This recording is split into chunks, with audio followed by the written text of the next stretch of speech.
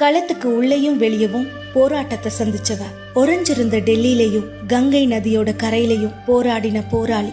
அவளோட கேள்விக்கு விடை கிடைக்கலனாலும் அவ போராட்டம் ஓயவே இல்ல.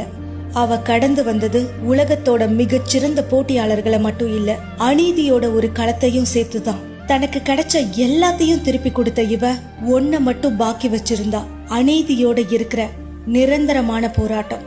ப்ராட்டஸ்ட்ல இருந்து களத்துக்கு போறது அவ்வளோ சுலபம் இல்ல. ஏன்னா ஒலிம்பிக்ஸ்ல மட்டும் இல்ல, களத்துக்கு வெளியவும் அவ தோல்விய பார்க்க நிறைய பேர் காத்துக்கிட்டு இருந்தாங்க. சொந்த நாட்டுல தோத்து போனவ இந்த உலகத்தை ஜெயிக்க களத்துல இறங்கினா. பாரிஸ்ல இந்தியா கொடி பறக்கணும்னு ஆசைப்பட்டா. முதல் ஆட்டத்திலேயே அவ தோக்கடிச்சது 84 போட்டியில ஒரு தோல்வி கூட பார்க்காத ஜாப்பனீஸ் வீராங்கனைய. பாரிஸ்ல நடந்த ஒலிம்பிக்ல ஃபைனல் வர வந்து 100 கிராம் எடை அதிகம்னு சொல்லி டிஸ்குவாலிஃபை செய்யப்பட்டா. அந்த போராளியோட பேரு வினேஷ் போகட். தன்னை தகுதி நீக்கம் செஞ்சிட்டாங்க அப்படின்னு மனம் உடைஞ்சு ஓய்வு அறிவிச்சா வினேஷ்.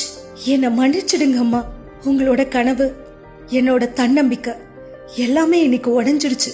எனக்கு இதுக்கு மேல வலிமை இல்ல. Good bye wrestling. நீங்க இந்தியாவுக்கு தங்கம் கொண்டு வரலனாலும் என்னைக்குமே நீங்க இந்தியாவோட தங்க மகள் தான்.